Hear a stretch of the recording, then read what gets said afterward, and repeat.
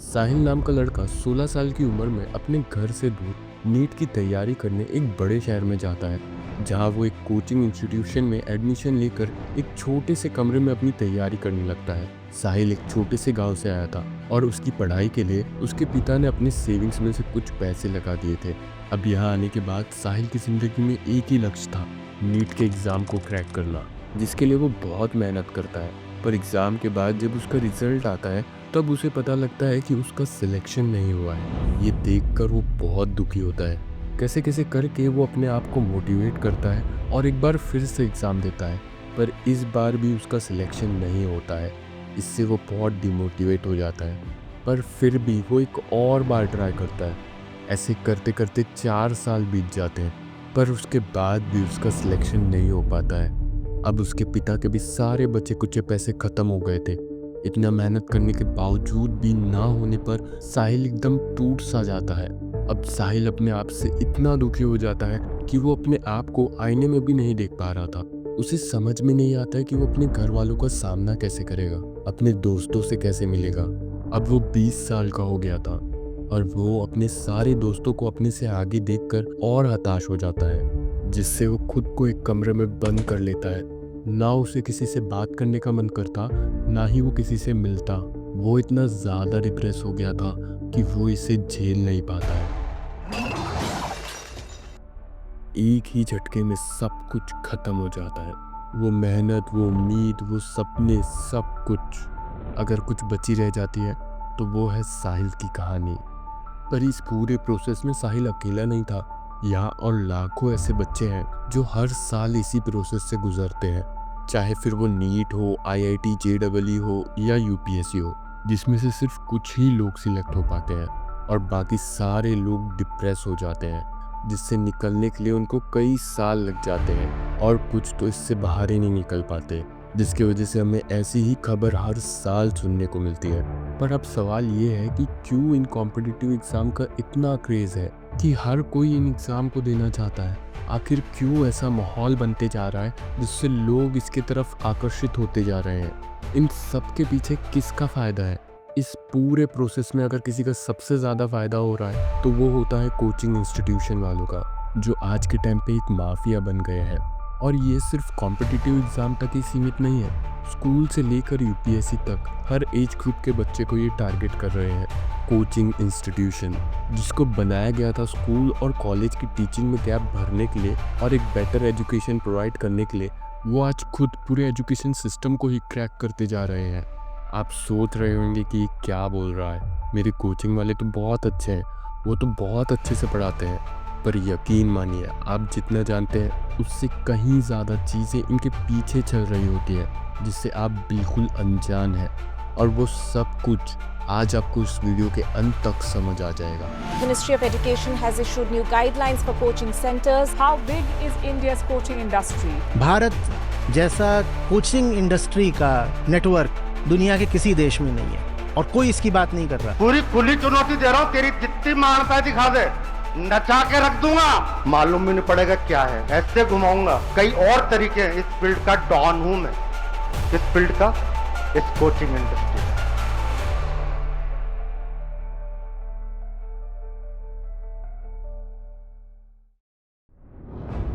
ये समय था 1951 का, जब आईआईटी की शुरुआत हुई थी और उसके 10 साल बाद आईआईएम की। पर इनमें सीट बहुत कम होने के कारण ये सीट पाने का एक ही तरीका था, एंट्रेंस एग्ज़ाम को क्वालिफाई करना।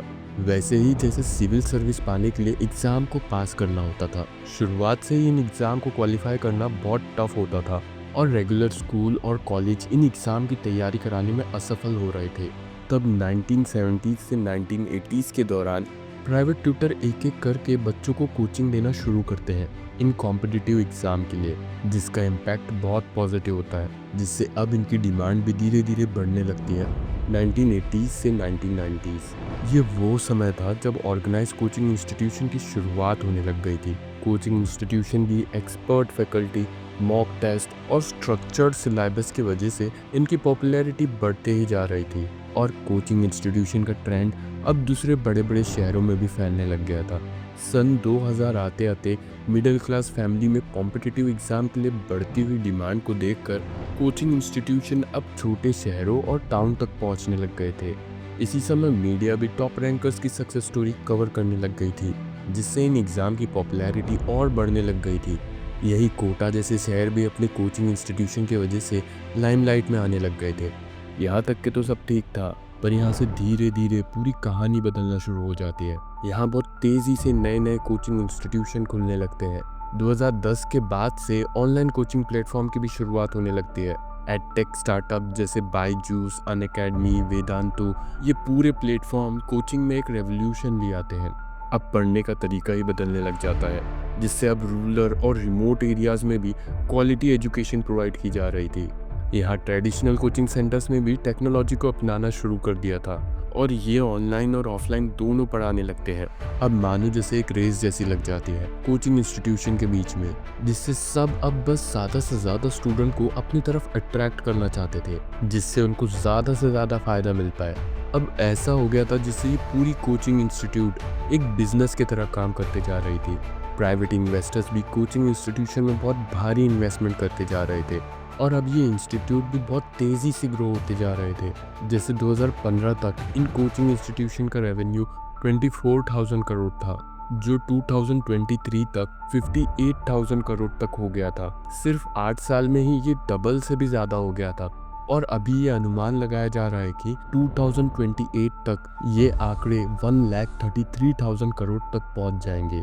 ऐसा नहीं है कि कोचिंग इंस्टीट्यूट सिर्फ कॉम्पिटिटिव एग्ज़ाम पर ही फोकस कर रहे हैं, ये अब हर क्लास के स्टूडेंट को टारगेट कर रहे हैं, बल्कि अभी तो इन इंस्टीट्यूशन ने पूरी की पूरी एक सेल्स टीम ही रख ली है।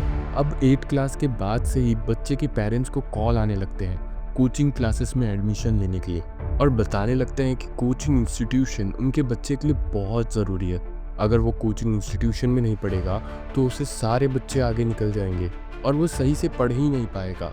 ऐसे ही हर जगह कॉल कर करके अपने कोचिंग इंस्टीट्यूशन का प्रचार करते रहते हैं, अपने सेमिनार में बुलाते हैं। वो बस कैसे भी बच्चों का एडमिशन कराने में लगे रहते हैं, फिर चाहे बच्चे कितने ही अच्छे स्कूल में क्यों ना पढ़ रहे हो। बस ये दिखाने की कोशिश करी जाती है कि स्कूल से कहाँ कुछ हो पाएगा। अगर आपको अपने बच्चे को कुछ बनाना है तो आपको उसे प्राइवेट क्लासेस में भेजना ही होगा। इस चीज़ को इतना ज़ोरों शोरों से प्रमोट किया जाता है कि पेरेंट्स भी इनकी बातों में आ जाते हैं, क्योंकि वो तो पहले से ही डरे होते हैं अपने बच्चे के फ्यूचर को लेकर। इनकी हाई फीस के बावजूद भी बहुत से पेरेंट्स कैसे कैसे करके इनकी फ़ीस भरते हैं, बस ये सोचकर कि उनका बच्चा कहीं समाज में पीछे ना रह जाए। इसी डर के वजह से अब सब लोग अपने बच्चों का एडमिशन इन बड़े बड़े कोचिंग इंस्टीट्यूशन में कराने लगते हैं, जिससे अब पूरे समाज में ये एक ट्रेंड बन गया है। जो बच्चा पहले स्कूल में सब कुछ अच्छे से समझ लेता था, वही अब स्कूल में ध्यान नहीं देता है और वो सारी चीज़ें अपने कोचिंग इंस्टीट्यूशन में जाके समझता है। स्कूल में अच्छी खासी फीस देने के बावजूद भी बच्चे स्कूल को छोड़ के क्लासेस पे डिपेंड होने लगते हैं, जिससे प्राइवेट स्कूल की भी इम्पोर्टेंस कम होते जा रही है। पूरे देश में 10th में 83% स्टूडेंट प्राइवेट ट्यूशन्स जाते हैं, जिसमें ग्रुप ट्यूशन्स और कोचिंग क्लासेस सब शामिल है। यहाँ हाल तो ऐसा हो गया है कि नॉर्मल स्टेट बोर्ड की पढ़ाई के लिए भी बड़े बड़े कोचिंग इंस्टीट्यूशन ने 5th से ही एडमिशन लेना शुरू कर दिया है। हालांकि इसकी कोई खास ज़रूरत नहीं थी। हाँ, यहाँ अगर IIT, नीट, UPSC जैसे कॉम्पिटिटिव एग्ज़ाम के बारे में बात की जा रही है तो ठीक है, क्योंकि उसमें तो कहीं ना कहीं स्कूल्स भी स्टूडेंट्स को उस लेवल की एजुकेशन नहीं प्रोवाइड कर पा रहे हैं जिसके लिए उनको कोचिंग की ज़रूरत पड़ती है। और मेन इन्हीं कॉम्पिटिटिव एग्ज़ाम के लिए तो कोचिंग इंस्टीट्यूशन बने थे। पर पहले के कोचिंग इंस्टीट्यूशन और अभी के कोचिंग इंस्टीट्यूशन में बहुत फ़र्क है। जो इंस्टीट्यूशन जिनका पहले सिर्फ मेन ऑब्जेक्टिव था बच्चों की पढ़ाई को इम्प्रूव करना, आज वही एजुकेशन को छोड़कर पैसे को अपना मेन ऑब्जेक्टिव बना लिए है। हर साल इन कोचिंग क्लासेस की फ़ीस बढ़ती ही जा रही है, जिससे अब नॉर्मल मिडिल क्लास लोगों के लिए भी ये अफोर्ड करना और मुश्किल होते जा रहा है। आज एडमिशन के टाइम पे कोई भी कोचिंग इंस्टीट्यूट बच्चों की परफॉर्मेंस देख के ये नहीं कहता है कि कॉम्पिटिटिव एग्ज़ाम इनके लिए सही है भी या नहीं। हालांकि उन्हें बच्चे की परफॉर्मेंस देखकर ही एक अंदाज़ा हो जाता है, पर फिर भी वो नहीं बताते। चाहे फिर बच्चे की परफॉर्मेंस कैसी भी हो, चाहे पहले उसे 55% ही क्यों ना आए हो, वो उन्हें झूठी तसल्ली देते हैं और बच्चे और पेरेंट्स को मोटिवेट करते हैं उन्हें कॉन्फिडेंस प्रोवाइड करते हैं। और बहुत सी जगहों में तो झूठे झूठे वादे किए जाते हैं, झूठी झूठी बातें बताई जाती हैं, और कहीं कहीं तो एक सेंस ऑफ इमरजेंसी क्रिएट कर देते हैं, ये बोल के कि यहाँ लिमिटेड सीट अवेलेबल है, अगर आपने अभी एडमिशन नहीं लिया तो हो सकता है आपको इस साल एडमिशन ही ना मिले। इसके चक्कर में बहुत से लोग जल्दबाजी में एडमिशन ले लेते हैं क्योंकि वो अपना एक साल नहीं वेस्ट करना चाहते। पर एडमिशन के बाद बच्चों को अलग अलग बैचेस में डिवाइड कर दिया जाता है उनके मार्क्स के हिसाब से। जिसका सबसे अच्छा परफॉर्मेंस है, जिसके सबसे अच्छे मार्क्स हैं, उसको सबसे टॉप बैच मिलती है। और एवरेज और लो परसेंटेज वाले लोगों के लिए अलग अलग बैच बनी होती है जिसमें उनके ही तरह और बच्चे होते हैं। और ऐसे ही बैचेस के एक एक क्लास में करीब 200 से 400 बच्चे तक होते हैं। इन क्लासों में तो हाल ऐसा हो जाता है कि कहीं कहीं से तो बच्चों को टीचर्स दिखते ही नहीं है। ऐसे में क्लासेस का जो मेन मोटिव था कि बच्चों को एक स्पेशलाइज और फोकस अटेंशन प्रोवाइड करना, जिसके लिए पेरेंट्स अपने बच्चों का इन क्लासेस में एडमिशन कराते हैं, वो तो कहीं ना कहीं खत्म ही हो गया। अब स्पेशलाइज अटेंशन सिर्फ उन बच्चों को मिलती है जो टॉप बैच में होते हैं, जिनका परसेंटेज 95 के भी अबाव है। उनको ही सबसे ज़्यादा अटेंशन दिया जाता है। उनके लिए स्पेशल टीचर्स, स्पेशल स्टाफ होते हैं जो सिर्फ उन पर ध्यान देते हैं। उन सबको वो सब कुछ प्रोवाइड किया जाता है जिसकी भी उनको ज़रूरत है। और इन्हीं बच्चों को फैसिलिटी प्रोवाइड करने में बहुत खर्च किया जाता है क्योंकि इन्हीं में से तो रैंकर्स निकलते हैं। और कोचिंग क्लासेस का सबसे ज़्यादा नाम इन रैंकर्स के वजह से ही होता है। और वहीं जो एवरेज बच्चे हैं, जो वीक बच्चे हैं, उन पर कोई इतना ज़्यादा ध्यान नहीं देता है। हालांकि सबसे ज़्यादा अटेंशन की ज़रूरत तो वीक बच्चों को होती है, पर इनको कोई वैसा अटेंशन नहीं मिलता है क्योंकि कोचिंग इंस्टीट्यूशन वालों को तो इनसे कोई उम्मीद ही नहीं होती है। इसी एनवायरनमेंट की वजह से बहुत से बच्चे हेल्पलेस फील करते हैं, वो बहुत ज़्यादा स्ट्रेसफुल हो जाते हैं और फिर यही स्टूडेंट डिप्रेशन का शिकार बनते हैं। और जब ये नहीं सिलेक्ट होते तो कोई भी कोचिंग इंस्टीट्यूशन इनकी रिस्पॉन्सिबिलिटी नहीं लेते हैं, उनको कोई नहीं पूछता है। एग्ज़ाम से पहले बहुत से टीचर्स बच्चों को मोटिवेट करते हैं, पर वहीं एग्ज़ाम के बाद कौन कहाँ है किसी को कुछ नहीं मालूम होता है। और वही जो लोग सिलेक्ट हो जाते हैं उनका क्रेडिट बढ़ चढ़ कर लेते हैं। हर जगह उन्हीं की वाहवाही की जाती है। सारे कोचिंग क्लासेस अपने अपने रैंकर्स के नाम पे अपनी मार्केटिंग करते हैं, और अगर किसी के पास रैंकर्स नहीं भी होते हैं तो ये उसका भी जुगाड़ कर लेते हैं। जैसे ये देखिए, Rajdeep Mishra in the ads has been claimed as a student of both the institutes. This doesn't end here. The following 3 advertisements that you see of Akash Narayana and another coaching institute claim that Tanishq, who was ranked first, was a student of all 3 institutes.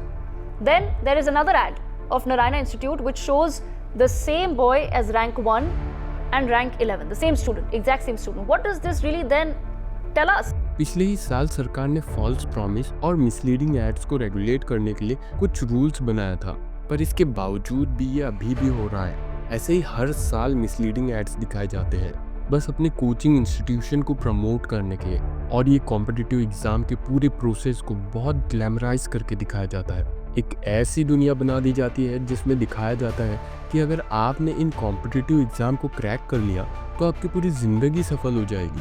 और इसे इतना ज़्यादा promote किया जाता है कि सबको लगने लगता है कि हाँ, हम भी ऐसा कर सकते हैं।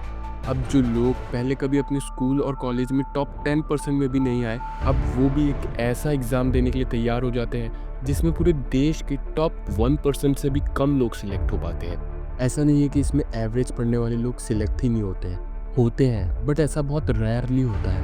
पर इन्हीं लोगों का एग्जाम्पल देकर लोगों को और मोटिवेट किया जाता है। इसी के वजह से इन कॉम्पिटिटिव एग्ज़ाम में लोगों की तादाद बढ़ते ही जा रही है। 2009 के हिसाब से यूपीएससी एग्ज़ाम में करीब 4 लाख लोगों में से सिर्फ 881 लोग ही सिलेक्ट हुए थे। Selection rate 0.22%। और यही 2024 में 13 लाख लोगों ने अप्लाई किया, सिर्फ 1105 वैकेंसीज के लिए। Selection rate 0.08%। इन 15 सालों में लोगों की तादाद 3 गुना से भी ज़्यादा हो गई, और वही वैकेंसीज डबल भी नहीं हुई। इतना कम सिलेक्शन रेट होने के बावजूद भी कोचिंग क्लासेस इसे और ग्लैमराइज करके दिखाने में लगे रहते हैं, क्योंकि इनको तो इसी बढ़ती हुई तादाद से फ़ायदा होता है। इसी से इनका एडमिशन रेट और बढ़ते जाता है। अपने क्लासेस की रेपुटेशन बढ़ाने के लिए ये बहुत से अच्छे टीचर्स को अपने क्लासेस में लाने की कोशिश करते रहते हैं। ये सबसे ज़्यादा फोकस उन टीचर्स पे करते हैं जो बच्चों के बीच में पहले से ही पॉपुलर है, जिससे उनकी पॉपुलैरिटी का क्लासेस को भी फ़ायदा मिले और उनके सारे स्टूडेंट्स क्लासेस में ज्वाइन हो जाए। इसीलिए जो टीचर कम प्राइस में बहुत अच्छा पढ़ाते हैं उनको ही सबसे पहले टारगेट करते हैं, क्योंकि ये चाहते ही नहीं है कि कोई भी क्वालिटी एजुकेशन इनसे कम प्राइस में प्रोवाइड कर पाए। फिर चाहे वो टीचर कोई स्कूल में हो, दूसरे ऑर्गेनाइजेशन में हो या इंडिविजुअली पढ़ा रहे हो, इन्हें हाई पैकेज देकर अपने तरफ लाने की कोशिश करी जाती है। इस चीज़ को ये बहुत ज़्यादा इम्पोर्टेंस देते हैं, क्योंकि बहुत से स्टूडेंट्स टीचर को ही अपना हीरो मानते हैं, जिसके लिए वो कोचिंग क्लासेस ज्वाइन करते हैं। और इसी से इंस्टीट्यूशन के बीच में टग ऑफ वॉर का गेम चलता रहता है, जिससे वो अच्छे से अच्छे टीचर्स को अपनी तरफ लाने में लगे रहते हैं। आज के टाइम पर कोचिंग इंस्टीट्यूट हर वो चीज़ करना चाहती है जिससे अपने पास ज़्यादा से ज़्यादा बच्चों को अट्रैक्ट कर सके। ये किसी चीज़ में भी पीछे नहीं रहते, पर फिर भी बहुत से क्लासेस स्टूडेंट की सेफ्टी को लेकर इतना आगे नहीं रह पाते हैं। जैसे अभी कुछ टाइम पहले की बात है, जिसमें जयपुर में स्थित उत्कर्ष कोचिंग क्लासेस में गैस लीक होने की वजह से बहुत से लोग हॉस्पिटलाइज हुए, जहां एक क्लास में करीब 400 लोग बैठे हुए थे। और ये कोई पहला केस नहीं है, ऐसे ही इंसिडेंट हम समय समय पर सुनते रहते हैं, चाहे वो ये इंसिडेंट हो या कुछ महीने पहले का राव कोचिंग क्लासेस के बेसमेंट वाला इंसिडेंट हो। सेफ्टी मेजर पे कोई इतना ध्यान नहीं देता है, फिर कुछ ऐसे इंसिडेंट हो जाते हैं, उसके बाद इसको लेकर एक्शन लिया जाता है। पर इन सब का मतलब ये नहीं है कि कोचिंग सेंटर्स ही बेकार है, बल्कि ये तो अपने स्टूडेंट्स को सब कुछ एक स्ट्रक्चरल वे में प्रोवाइड करते हैं, जिसकी भी उनको ज़रूरत है, जिससे स्टूडेंट्स को बहुत मदद मिलती है। और कुछ कोचिंग इंस्टीट्यूशन तो ऑनलाइन एजुकेशन बहुत ही अफोर्डेबल रेट में प्रोवाइड कर रहे हैं, जिसके वजह से अब लोग गांव-गांव से इन कॉम्पिटिटिव एग्जाम की तैयारी कर रहे हैं और इसमें सफल भी हो रहे हैं। पर क्लासेस जाने के बाद भी ज़्यादातर वही लोग इन कॉम्पिटिटिव एग्जाम में पास होते हैं जो पहले से ही टॉपर्स होते हैं। बहुत ही कम वो बच्चे पास होते हैं जो एवरेज हो, और यही चीज़ क्लासेस वालों को भी मालूम होती है, इसीलिए तो वो स्टूडेंट्स को बैचेस में डिवाइड करते हैं। पर इन सब के बाद भी सब लोग स्कूल और कॉलेज से भी ज़्यादा कोचिंग क्लासेस को इम्पोर्टेंट बनाते जा रहे हैं, जिससे कहीं कहीं तो ये भी देखा गया है कि कुछ प्राइवेट स्कूल की तो अपनी खुद की ही एक कोचिंग इंस्टीट्यूशन होती है, जहां वो वही बच्चों को स्कूल और क्लासेस दोनों में ही पढ़ाते हैं, जिससे ये पूरा सिस्टम ही एक बिजनेस बन गया है।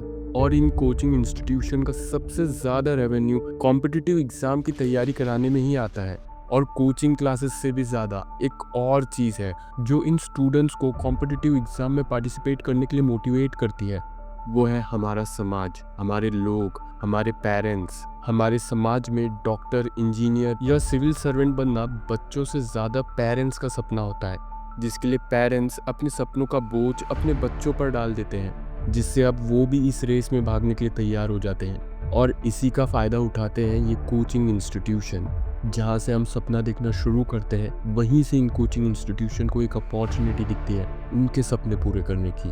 और इस पूरे प्रोसेस को पूरे समाज ने अपना लिया है, जिससे ज़्यादातर लोग स्कूल के एजुकेशन के बारे में भी सवाल नहीं पूछते हैं। सब बस जैसा चल रहा है वैसे ही चलने देते हैं। अगर किसी को लगता है कि स्कूल में अच्छी एजुकेशन नहीं प्रोवाइड की जा रही है, तो वो अपने बच्चे को प्राइवेट कोचिंग में भेज देते हैं, और ये साइकिल ऐसे ही चलती रहती है। अगर हमें ये सब सही करना है तो इन स्कूलों से सवाल पूछना होगा, स्कूल्स और कॉलेजेस की टीचिंग को और बेहतर बनाने की कोशिश करना होगा, क्योंकि जब तक स्कूल और कॉलेजेस अच्छे नहीं होंगे तब तक ऐसे ही लोग एजुकेशन के नाम पे हमें एक्सप्लॉइट करते रहेंगे, चाहे वो गवर्नमेंट स्कूल हो या प्राइवेट स्कूल। हमारी फर्स्ट प्रायोरिटी स्कूल ही होना चाहिए, और इन गिने चुने करियर ऑप्शन के अलावा भी हमें और करियर ऑप्शन को एक्सप्लोर करना चाहिए। लोग इन कॉम्पिटिटिव एग्ज़ाम के पीछे अपने यंग एज के बहुत ही कीमती वक्त गुजार देते हैं, और उसके सिवा कोई और बैकअप ऑप्शन भी नहीं रखते हैं, जिससे उनकी ज़िंदगी में सिर्फ एक ही ऑप्शन रहता है, हो गया तो ठीक है, और नहीं हुआ तो वो कुछ और समझ ही नहीं पाते हैं। समझते समझते उनके और कुछ कीमती साल गुजर जाते हैं। तो वक्त रहते हुए सही करियर ऑप्शन चूज़ करना भी बहुत ज़रूरी है। सिर्फ इस चमक दमक और ग्लैमराइजेशन के पीछे ना भागे, दुनिया में और भी बहुत सी चीज़ है करने के लिए, और ये चीज़ सिर्फ स्टूडेंट को ही नहीं, पेरेंट्स को भी समझना बहुत ज़रूरी है, क्योंकि एक बार अगर वो कीमती समय गुजर गया तो फिर वो कभी भी वापस नहीं आने वाला।